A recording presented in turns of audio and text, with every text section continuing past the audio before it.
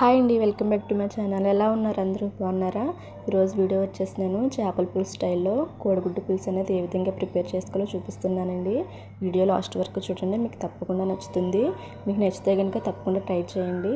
And ఇప్పుడైతే process చూసేద్దాం. దీనికోసం ముందుగా నేను పాన్ అయితే పెట్టుకున్నానండి. పాన్ హీట్ అయిన తర్వాత ఆయిల్ అయితే వేసుకోవాలి.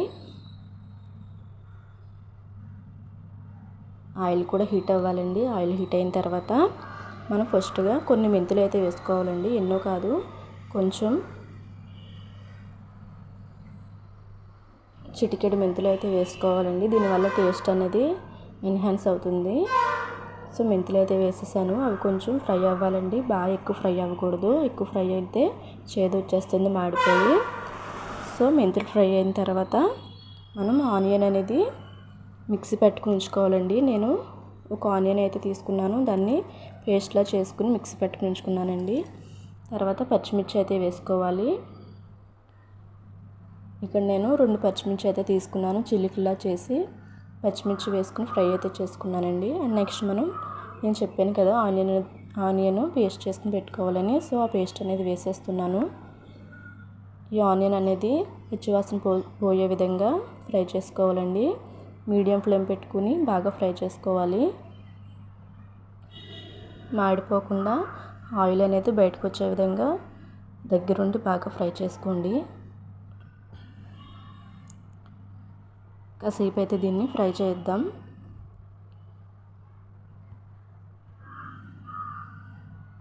చూసారు కదా, ఈ విధంగా ఫ్రై అయితే చేసుకోవాలి. మాడిపోకుండా బ్రౌన్ కలర్లో, గోల్డెన్ బ్రౌన్ కలర్లో ఎంత బాగా ఫ్రై అయిందో. సో ఈ విధంగా ఫ్రై చేసుకున్న తర్వాత నేను 1 టేబుల్ స్పూన్ అయితే అల్లం వెల్లుల్లి పేస్ట్ అనేది యాడ్ చేస్తున్నానండి. సరిపోతుంది, 1 టేబుల్ స్పూన్ సరిపోతుంది. మరీ ఎక్కువ వేసుకున్నా దాని స్మెల్ అనేది ఎక్కువ వచ్చేస్తుంది. సో ఇది కూడా పచ్చివాసన పోయే విధంగా ఫ్రై చేసుకోవాలి, ఆయిల్ బయటకు వచ్చేలాగా. సో ఇది కూడా ఫ్రై అయిన తర్వాత నెక్స్ట్ ప్రాసెస్ అనేది ఏంటో చూద్దాం.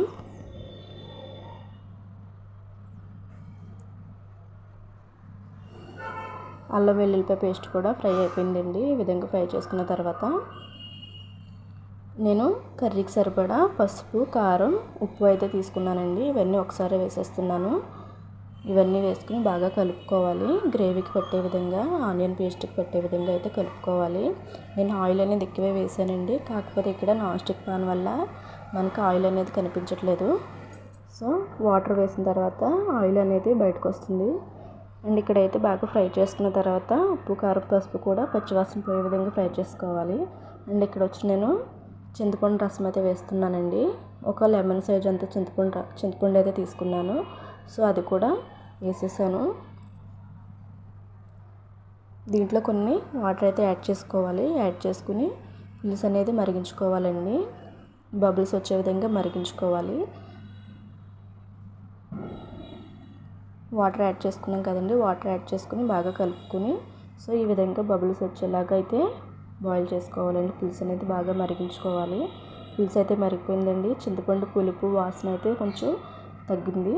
సో ఇప్పుడైతే నేను దీంట్లో ఎగ్స్ అనేవి యాడ్ చేస్తున్నానండి.